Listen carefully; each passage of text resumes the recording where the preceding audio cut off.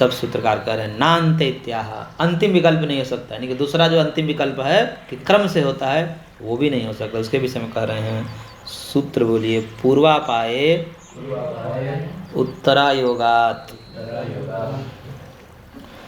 पूर्व अपाये उत्तर अयोगात। पूर्व के हट जाने पर, नष्ट हो जाने पर, पूर्व विज्ञान नष्ट हो गया और फिर क्या, कौन सा विज्ञान आया? उत्तर विज्ञान आया। अब जब उत्तर विज्ञान आया उस समय उत्तर विज्ञान क्या है? कारण के कार्य है, कार्य है। कार्य में कारण अनुगत रहेगा कि नहीं रहेगा? हाँ, तभी तो कार्य कारण भाव बनेगा। घट में मिट्टी अनुगत रहेगी तभी तो कार्य कारण भाव बनेगा। तो उत्तर विज्ञान में पूर्व विज्ञान अनुगत रहेगा तभी तो कार्य कारण भाव बनेगा। जिस समय उत्तर विज्ञान आया उस समय पूर्व विज्ञान नष्ट हो गया, तो कैसे कारण कार्य भाव बनेगा? कार्य कारण हो गया। कैसे हो गया? उसका चेतन तो उसका आया, चेतन था। किसकी चेतनता है? उसका विज्ञान, वो तो नष्ट हो गया विज्ञान।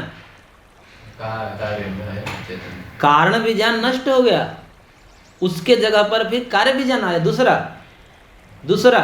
उसमें मिट्टी नष्ट होकर घट बन गया।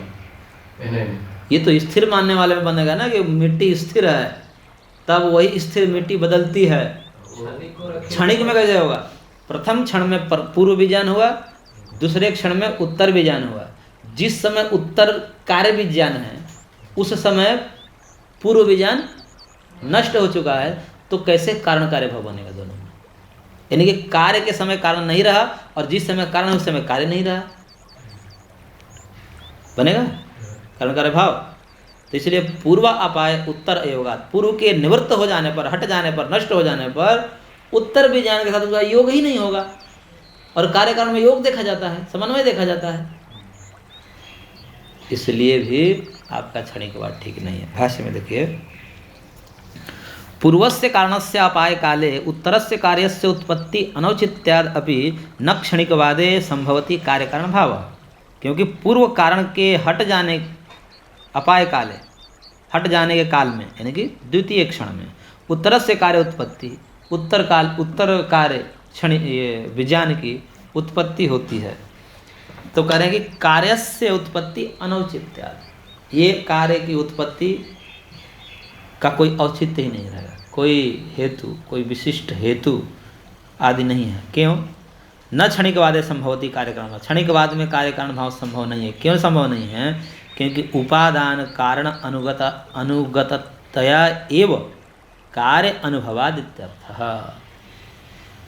क्योंकि उपादान कारण के अनुगति से ही कार्य का अनुभव होता है। अब फिर परमात्मा जी फोन करेंगे, देखना उनको ही 5 मिनट घुमाएंगे।